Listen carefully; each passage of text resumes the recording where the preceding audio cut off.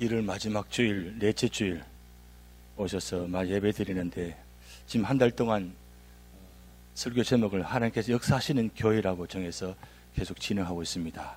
한번 주제를 한번 같이 읽어보시겠습니다. 하나님께서 역사하시는 교회. 하나님께서 역사하시는 교회, 우리 교회, 하나님께서 역사하시는 교회 될 줄 믿습니다. 지금까지 역사하셨고 지금도 역사하시고 계시고 앞으로도 역사하실 것입니다. 근데 중요한 건 우리 삶의 자리에 어떻게 하나님께서 역사하시는 교회가 될 것인가, 세 가지입니다. 한번 같이 읽어봅니다. 하나님과 늘 동행하는 2020년이 되게 하소서. 한번 읽어보시겠습니다. 하나님과 늘 동행하는 2020년이 되게 하소서. 두 번째, 하나님과 항상 기뻐하고 쉬지 말고 기도하고 범사에 감사하며 동행하는 2020년이 되게 하소서. 세 번째, 하나님 말씀과 함께 동행하는 2020년이 되게 하소서. 아멘입니까? 입을 꽉 다물고 계시는데 입을 열어서 내 입을 넓게 열라 내가 채우리라. 성경 말씀이 나와 있습니다. 결국 우리가 입을 열어서 여러분이 선포하시고 하나님은 나의 하나님 되신다는 것, 그걸 믿음을 갖고 승리하시는 여러분 되시기 바랍니다. 우리 아무것도 두려워 말라, 우리 2020년 주제 찬송 같이 함께 하시겠습니다.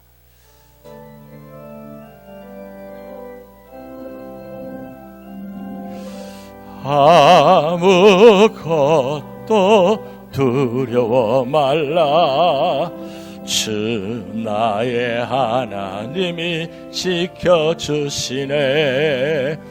놀라지 마라, 겁내지 마라, 주님 나를 지켜주시네.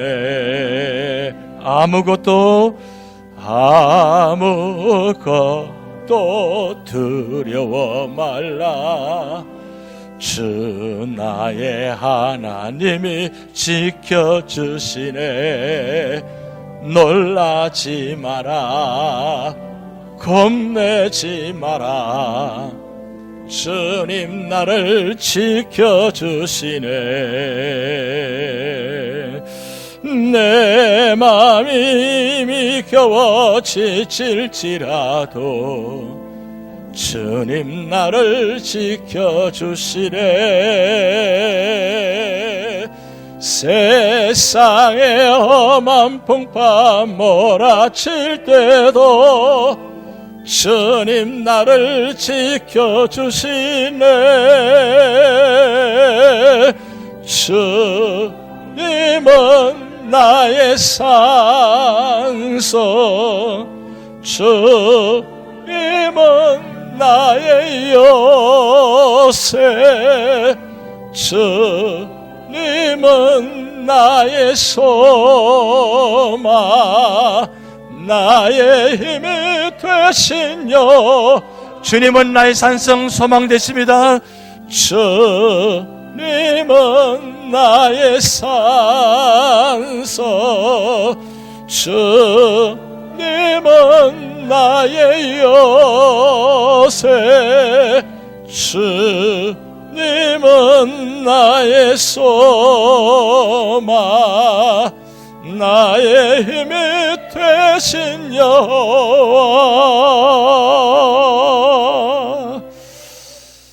여러분 아멘입니까? 하나님이, 주님이 나의 산성이 되시고 나의 소망이 되신다고 했습니다. 그러면 우리는 복 있는 사람이에요, 복 없는 사람일까요? 말씀은 잘하세요. 우리는 복 있는 사람입니다. 여러분, 우리는 이미 복을 받은 사람들이에요. 그래서 우리는 복이 있다고 말씀하셨어요. 그건 복이 있다고 말씀하신 건 하나님 안에서 구원받은 자만이 복 있는 사람이 된다고 말씀합니다. 그런데 내가 구원받은 삶에서 과연 지난 한 주간 복 있는 사람으로 살았는지 복 없는 사람으로 살았는지 기준이 하나 있어요. 그 기준이 말씀입니다. 말씀이 우리의 기준인데 복 있는 사람과 복 없는 사람의 차이점이 바로 시편 1편 1절 2절에 나와 있습니다. 한번 보시면 시편 1편 1절 말씀 봅니다. 복 있는 사람은 악인들의 꾀를 따르지 아니하며 죄인들의 길에 서지 아니하며 오만한 자들의 자리에 앉지 아니하고 오직 여호와 율법을 즐거워하여 그 율법을 주야로 묵상하는도다. 어떻습니까? 복 있는 사람은 악인들의 꾀를 따르지 아니하고 죄인들의 길에 서지 않고 오만한 자의 자리에 앉지 않는다 그랬습니다. 그럼 내가 복 있는 삶을 살면서 지난 한 주간 동안 그럼 내가 복 있는 사람의 모습이 어떤 모습일까? 바로 여 율법을 즐거워하고 그 율법을 주야로 묵상하는도다. 이게 바로 복 있는 사람이에요. 그러면 내가 지난 한 주간 동안 말씀과 관계없이 하나님과 관계없이 살았다면 내가 복 있는 사람이면서 복 없는 사람으로 살았다는 뜻이에요. 그러면 내가 복 있는 사람인지 복 없는 사람인지 뭘 보고 하느냐? 복 있는 사람은 행복한 사람입니다. 내가 행복한 사람인 것 같아요? 불행한 사람인 것 같아요?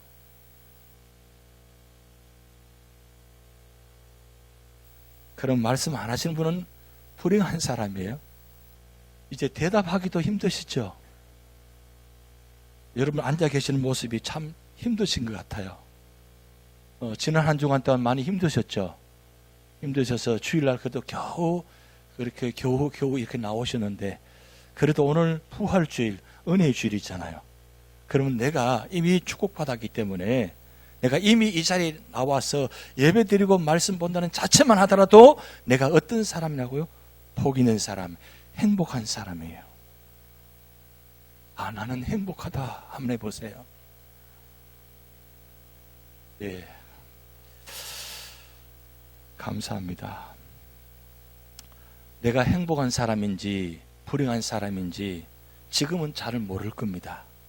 그런데 결론에 가면 내가 복 있는 사람으로서 행복한 사람의 결론과 그리고 복 없는 사람으로서 불행한 사람의 결론이 바로 시편 1편의 6절에 딱 나와 있어요. 성경 중간에 읽어보면 무릇 의인들의 길은 여호와께서 인정하시나 악인들의 길은 망하리로다.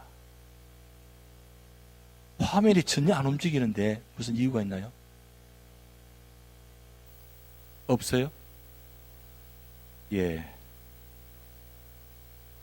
시편 1편 6절에 무릇 의인들의 길은 여호와께서 인정하시나 악인들의 길은 망하리로다. 결국 복 있는 사람, 행복하게 사는 사람은 하나님께서 인정하신 사람이고 그리고 복 없는 사람, 불행한 사람은 하나님께서 인정하지 않은 사람입니다.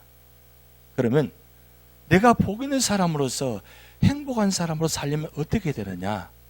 바로 초대교회 교인들은 자기 책상 앞에다가 벽에다가 꼬람대오 단어를 써서 항상 그것을 붙여놓고 늘 보면서 내가 하나님 앞에 있는 사람이다. 하나님 앞에 있는 사람이다. 그렇게 살았다는 거예요. 여러분, 내가 하나님 앞에 있다는 사실을 믿고 계십니까? 내가 지금 하나님 앞에 살고 있다는 걸 믿고 계십니까? 그러면 내가 하나님 앞에 살고 있다는 것은 하나님이 나를 보신다고 계시는데 시편 121편에 보면 하나님은 졸지도 아니하시고 주무시지도 않으시고 우리를 지키시고 인도하시고 보호하시고 축복하시는 분입니다. 그 하나님이 나의 하나님이세요. 그 하나님을 우리가 믿고 있습니다. 그러면 2020년대에 이 앞길에 우리 앞에 어떤 역경과 고난이 닥칠지 아무것도 모릅니다. 한치 앞을 모르고 지금 한 걸음 한 걸음 하루하루 지나갑니다. 그럼 우리 삶의 자리에 어떻게 살아야 될 것인가? 그런데 여러분, 지난 23일, 오늘 26일이죠. 23일 미 핵과학협회에서 둠스데이 클락이라는 그 운명의 날 시계를 만들어서 1947년 이후로 약 한 20차례 이 시간이 바뀌었는데 그때 시간을 정해서 출발이 되었는데 11시 47분부터 시작됐다는 거예요. 그런데 지난 23일 시간이 얼마나 이동이 되느냐. 자정 기준으로 해서 11시 몇 분일 것 같아요? 48분 20초로 이동이 됐다는 거예요. 원래는 22일까지는 11시 48분로 멈춰져 있는데 지금 세계 돌아가는 현상이 핵으로 말미암아 각 나라에 엄청난 전쟁이 지금 촉발 직전에 있고, 그리고 지구 온난화로 인해서 기후변화가 이상현상이 있고, 그리고 지금 그 중국의 우한에서 시작되는 이 폐렴, 여러분 그 우한에서 폐렴이 시작되는 게 무엇으로부터 출발된 줄 아십니까? 그 중국 사람들이 어린 생쥐를 먹기 시작해가지고 거기서부터 질병이 시작됐다는 겁니다. 그런데 지금 그 질병이 지금 기하급 쪽으로 온 세계에 다 퍼져나갔어요. 지금 우한 거기에 전체 15개 도시를 완전히 차단시켰습니다. 그런데 차단하기 전에 이미 많은 사람이 나갔다는 거예요. 그게 지금 우한 안에 15개 성에 갇힌 사람이 4,500만 명이라고 합니다. 남한 인구와 비슷한 인구예요. 13억 인구니까 대단하잖아요. 4,500만 명이 지금 갇혀져 있는데 지금 그게 아비규환이에요. 그런데 놀라운 것은 이 미국이 참 대단한 나라예요. 그 우한 안에 갇혀 있는 미국 시민권자 230명이 있다는데 그 230명을 구출하기 위해서 전 세계를 의료진과 보낸다는 거예요. 해서 230명을 급히 수송하려고 그렇게 한다는 거예요. 어느 나라에도 그렇게 하지 않는데 미국은 미국 시민권자는 반드시 구출한다. 이게 철저하잖아요. 한 명을 구원하기 위해서 시민권을 구출하기 위해서 대통령이 나서는 나라가 이 미국입니다. 지금 세계가 이상현상으로 아주 놀라운 현상들이 일어나고 있어요. 플로리다에 눈이 안 오는 날씨에 지난주 눈이 와가지고 또 모습이 나타나죠. 일단 이상기온 현상이 나타나서 이 미 핵과학협회에서 시간을 옮기는데 20초 옮겨서 지금 100초가 남았다는 거예요. 지구의 마지막 재앙의 순간, 그날이 100초가 남았어. 100초면 시간이 금방 갈 것 같죠? 예, 안 갈 것 같은 생각 듭니다, 보니까. 100초면 빠른 시간에 진행되는데 이게 시간이 빨라졌다가 늦어졌다가 그렇게 진행된다고 합니다.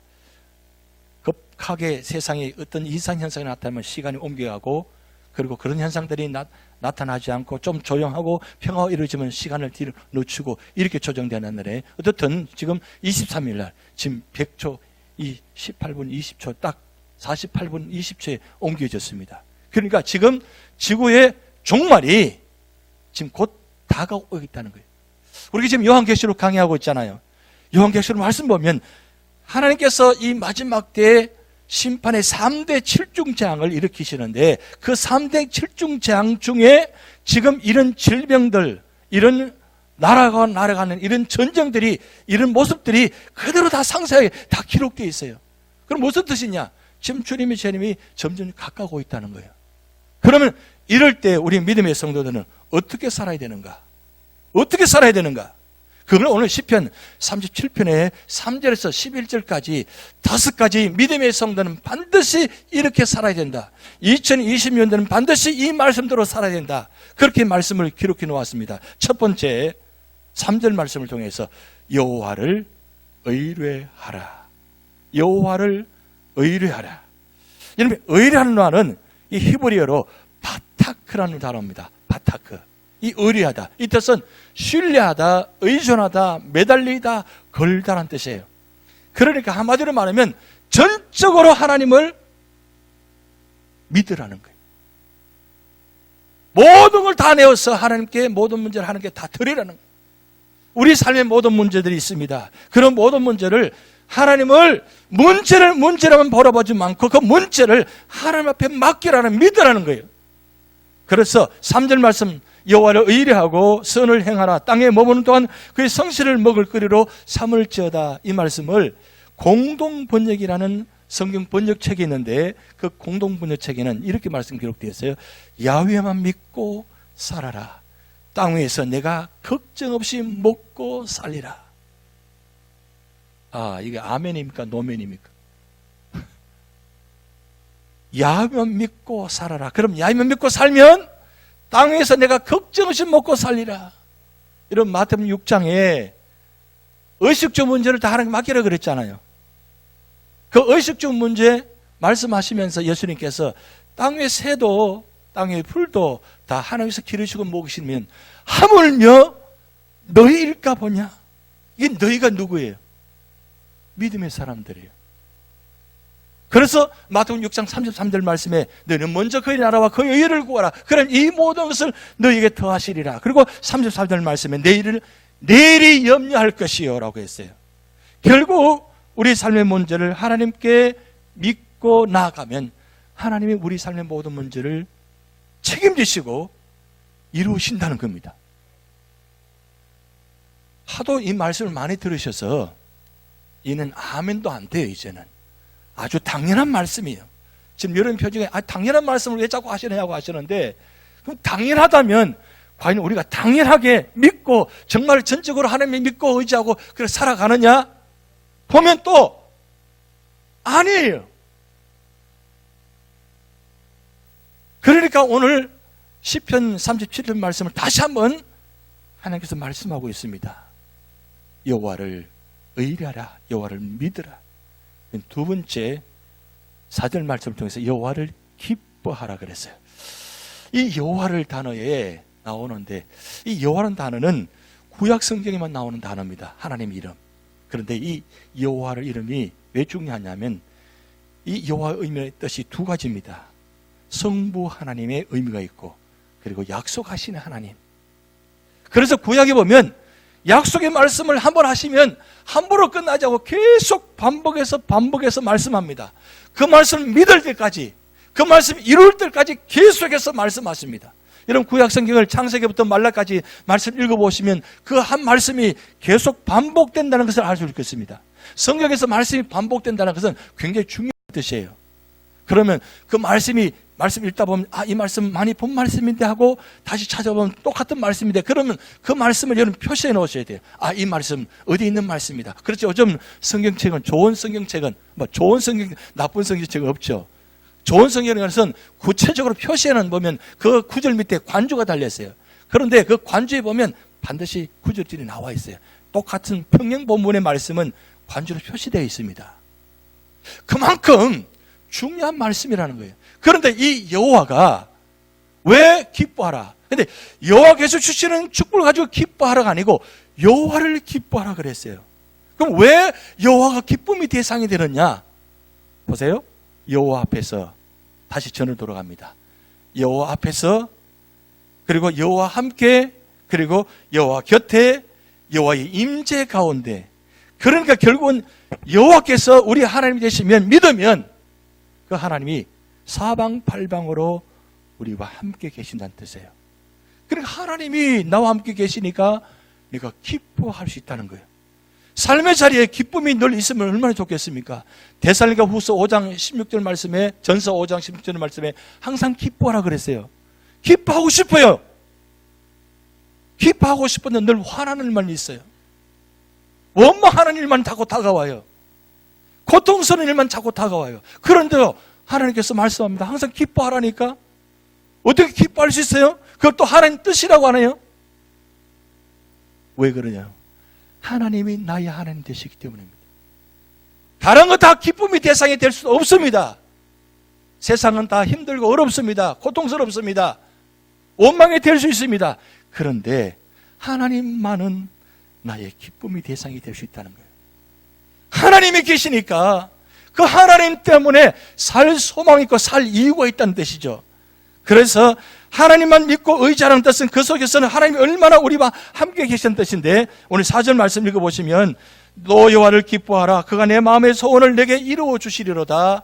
이 말씀인데, 이것을 공동번역으로 보면 내 즐거움을 야훼에게서 찾아라. 내 마음의 소원을 들어주시리라. 그러니까 기뻐할 수 있는 이유가 세상에는 없지만 기뻐할 수 있는 이유는 어디 있느냐? 바로 하나님께 있다는 거예요. 하나님 계시니까 기뻐하는 거예요. 그 하나님은 과거에도 계시고 현재도 계시고 미래도 계세요.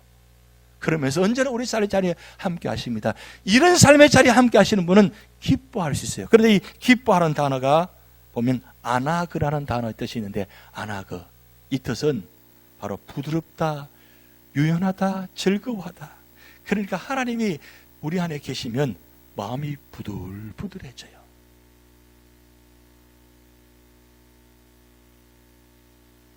생각이 누들누들해져요. 이런 부들부들 누들누들이 무슨 뜻인지 아시죠? 하나님이 내 안에 계시지 않으면 내가 부드러운 것이 아니라 딱딱해져요. 왜냐하면 우리 속에 있는 이 죄성이 우리의 생각을, 마음을 지배하면 아주 완고합니다. 완고하기 때문에 어떤 것도 들어가지 못합니다. 딱 막혀버려요. 그래서 얼굴을 보면, 표정을 보면, 아, 지금 저분이 하나님 함께 계시는구나, 성령께서 함께 계시는구나, 안 계시는구나 알 수 있죠. 예, 감사합니다. 하나님이 내 안에 계시면 먼저 말이, 행동이 부드러워요. 왜냐하면 하나님은 내 안에 계시면 내 마음에 평화를 주시기 때문에 세상에 어떤 염려, 걱정, 그런 걸 다 두려워하지 않아요. 왜? 하나님이 나의 하나님 되시니까. 그래서 하박국 선지자가 3장 17절 18절 말씀에 이렇게 기록해 놓았어요. 비록 모한 나무가 무성치 못하며 포도나무에 열매가 없으며 감람나무에 소출이 없으며 밭에 식물이 없으며 외양간에 소가 없을지라도, 무슨 말씀이에요? 아무것도 없어요. 그냥 없는 정도가 아니고 다 무너졌어요. 그런데 18절 같이 읽어봅니다. 나는 여호와를 인하여 즐거워하며 나의 구원의 하나님을 인하여 기뻐하리로다. 다 무너져도 다 없어도 하나님 한 분 계시니까, 하나님이 계시니까, 하나님이 나의 구주가 되시니까 내가 기뻐할 수 있다, 즐거워할 수 있다는 거예요. 아멘이 될 수 있습니까? 여러분, 아멘 하는 건 여러분의 소관입니다. 여러분의 선택이에요. 내가 아멘 하면 힘든 자리에도, 그래, 내가 힘들지만 아멘 해야지, 하나님 나와 함께 계시니까 내가 믿어야지 하면 내 마음속에 성경이 도와주세요. 그런데 화가 나가 있어. 멀리서만 보면 봐도 알아. 그러면 누가 불편해요? 상대방의 불편도 하지만 내가 불편해, 내가 힘들어. 왜 그렇게 힘들게 살아요? 주일날 예배 드리러 왔는데 기쁘면 즐거워야 되잖아요. 하나님 만나러 오셨는데 자꾸 앞에 뭔가 어른거려요. 자꾸 뭔가 보여요. 여러분, 그거 보지 마세요. 보지 마시고 하나님 말씀을 보고 십자가 보고 하나님을 의지하면 하나님께서 우리에게 기뻐할 수 있는 은혜를 주세요. 오늘 기쁨의 주일입니다. 왜냐하면 죽은 자를 살리신 그 주님이 부활하신 주일이 바로 주일이잖아요. 왜 하필이면 주일 아침에 부활하셨어요?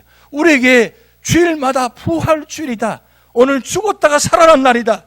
내가 지난 한 주간은 죽었어. 너무 힘들어서, 너무 고통스러워서 그렇게 힘들게 살았는데 오늘만큼은 기쁜 날이다. 주님께서 나를 힘이 되어 주신 날이다. 주님 만나는 날이다. 그 자리가 바로 기쁨의 자리입니다. 세 번째, 여러분 기억하시는 5절 말씀을 통해서 우리가 어떻게 살아야 하느냐, 여호와께 맡기라 그랬어요.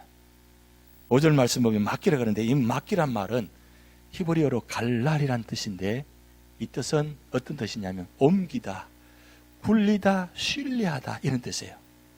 옮기다, 굴리다, 신뢰하다. 여러분, 이 말씀을 들으면 기억이 나세요? 기억이 안 나시면 이런 중요한 단어들은 성경책에다가 적어 놓으시면 좋아요. 맡기라 할 때는 어떻게 해요? 아, 내 모든 문제를 옮겨야 된다. 누구에게 옮겨요? 하나님께 옮겨요. 우리 예배 드릴 때, 오늘 기도하러 올 때 하나님께서 들고 나옵니다. 나와서 하나님 앞에 기도합니다. 기도하면, 기도한 뜻은 하나님께 옮기는 시간이에요. 굴리는 시간이에요. 하나님께 신뢰하는 시간이에요. 그런데 옮기는 것 같은데, 굴리는 것 같은데 나갈 때 또 들고 나가요. 그래서 나가서 또 저문을 열고 나가면서 또 걱정하는 거예요. 삶의 자리에 가면 또 문제 부닥쳐 또 걱정하고 근심하고 염려하는 거예요. 똑같은 문제를 계속 반복해서 계속해서 염려하고 근심 걱정하고 해요. 그런데 여러분, 그렇게 문제를 근심 걱정 염려한다고 내 문제가 내가 해결돼요? 그럼 그 문제가 해결될 때는 언제냐? 내가 해결하는 것이 아니라 하나님 앞에 엎드릴 때만큼 그래도 마음이 편안해요. 그럼 편안한 뜻은 하나님께 내가 맡겼다는 뜻이에요. 그러면 완전히 맡기고 그냥 두고 가세요. 그러면 그 문제를 누가 해결해 주시느냐? 하나님이 해결해 주세요. 그래서 5절 말씀에 이렇게 말씀드렸습니다. 내 길을 여호와께 맡기라. 그를 의지하면 그가 이루시고 내 의를 빛같이 나타내시며 내 공의를 정오의 빛같이 하시리로다. 그런데 이 말씀을 공동번역으로 이렇게 해석해 보면 이렇습니다. 그에게 앞날을 맡기고 그를 믿으라. 몸소 당신께서 행해 주시리라. 좀 더 사실적으로 다가오죠. 아멘입니까? 그에게 앞날을 맡기고 그를 믿으라. 몸소 당신께서 행해 주시리라. 그리고 6절 말씀에 햇빛처럼 너의 오름을 빛나게 하시고 대낮처럼 내 권리를 당당하게 해 주시리라. 성경 번역본들이 참 많이 있습니다. 표준세번역, 또 여러 가지 책들이 있는데 특별히 우리가 지금 보고 있는 개역개정보다 공동번역이 더 사실적으로 표현한 단어들이 많이 있습니다. 그래서 제가 찾아보니까 이 말씀이 오늘 이 본 말씀이 개역개정보다 좀 더 사실적으로 다가와서 이 말씀을 올려드린 겁니다. 그가 앞날을 맡기라. 그를 믿으라. 몸소 당신께서 행해 주시리라. 결국 하나님께서 그것을 해결해 주신다는 거예요. 그러니까 너의 길을 여호와께 맡기라 그래요. 너의 길을 여호와께 맡기라. 맡기면 우리의 짐, 행사, 염려, 걱정하는, 격려하는 모든 것들을 하나님께서 해결해 주신다는 거예요. 여러분, 우리 각자 기도 제목 첫해 내놓으셨잖아요. 그 기도 제목 정말 하나님께 믿고 맡겼어요? 아니면 내가 아직도 지고 있는지? 지고 있다는 뜻은 뭐냐면 내가 걱정하고 있다, 염려하고 있다는 것은 아직도 내가 지고 있다는 뜻이에요. 그런데 하나님께서 우리가 응답해 주실 때 첫 번째 나타나는 현상은 뭐냐면 내 마음속에 먼저 마음의 평안함을 주세요. 그러면 평안함을 주신다. 이 뜻은 내가 기도하는데 왠지 모르게 마음이 평안해. 근데 왠지 모르게 막 힘들어. 뭔가 찜찜한 것 같고 뭔가 불편한 것 같고 이러면 차이점. 응답해 주시다는 신호가 먼저 내 마음이 평안함이 와요. 그러면 이 일을 하나님께서 이루시겠다는 뜻이에요. 그러면 전적으로 하나님을 신뢰하고 기도하셔야 돼요. 하나님께 맡기고 난 다음에 알아서 하세요. 하나님 정하셔 안 해주시면 저 알아서 할 겁니다.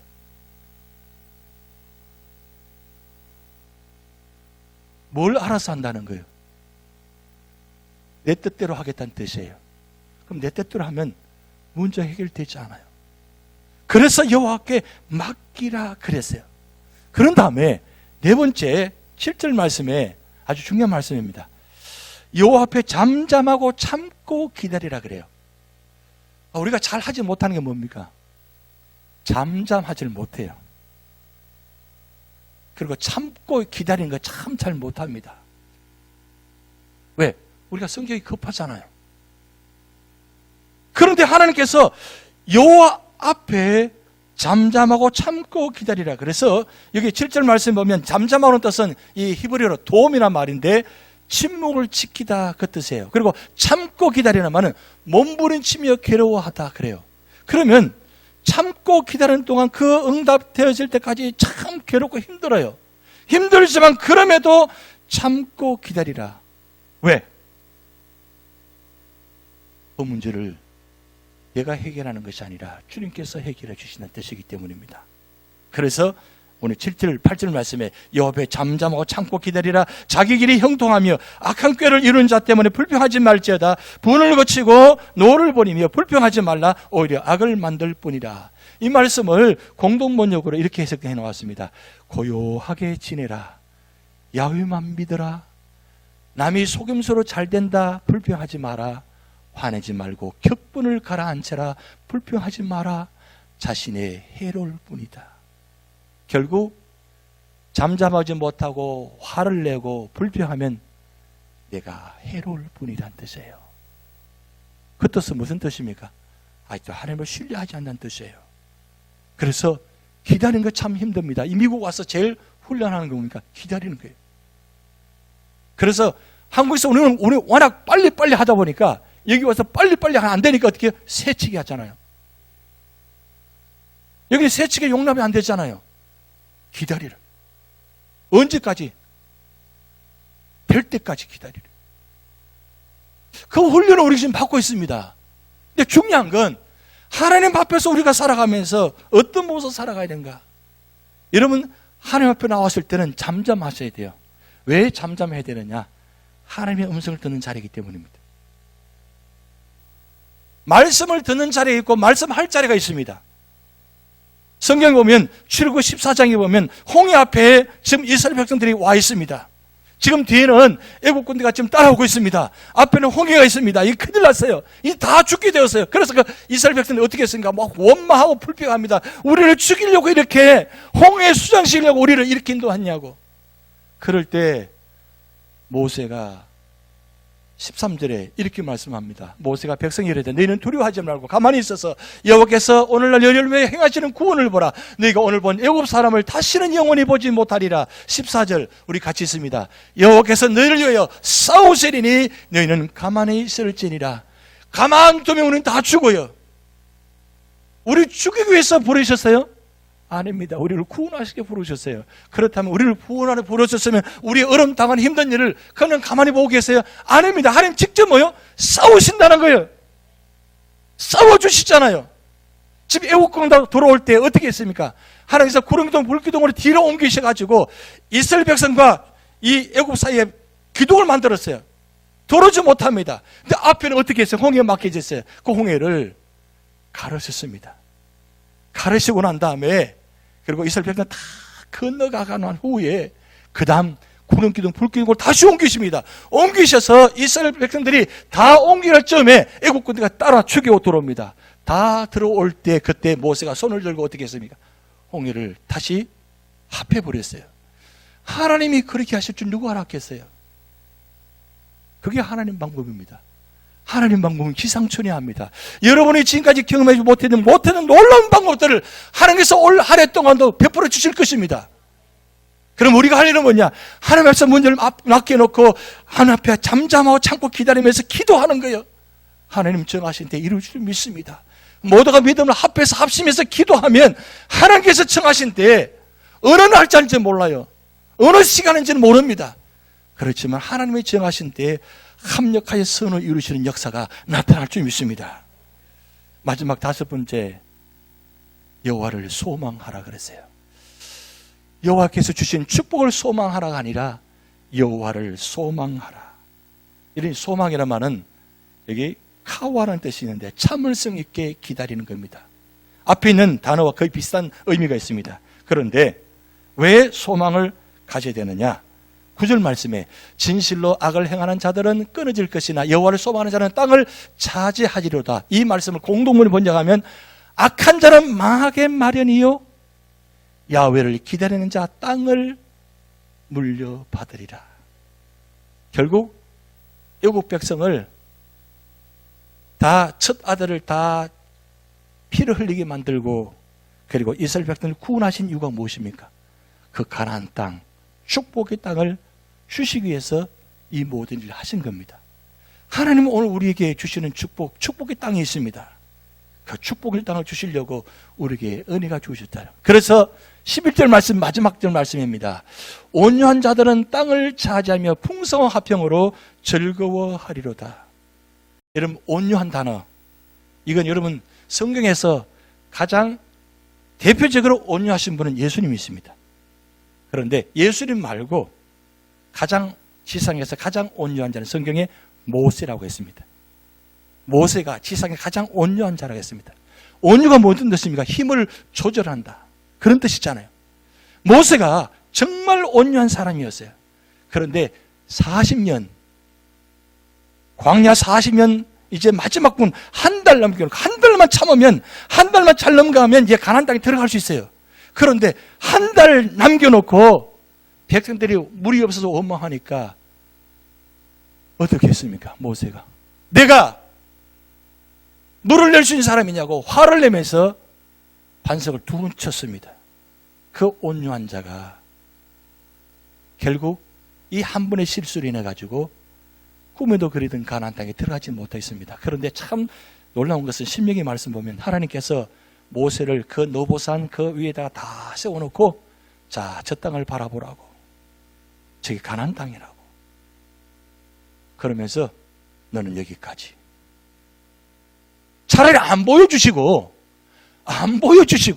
너는 여기까지라면 우리가 이해할 수 있어요. 그런데 보세요, 다 보여주고 난 다음에 너는 여기까지. 그래서 모세는 가나안 땅에 들어가지 못했습니다. 그런데 놀라운 사실은 말이에요, 그 보여준 그 땅을 신약 성경에 그 변화산상에서 예수님이 모세와 엘리야를 초대해서 그 자리에서 만나셨어요. 결국 그 꿈이 이루어졌어요. 결국 믿음의 사람은 실수하더라도 끝까지 믿음을 포기하지 않으면 하나님 때에, 정하신 때에 축복의 땅을 주신다는 뜻이에요.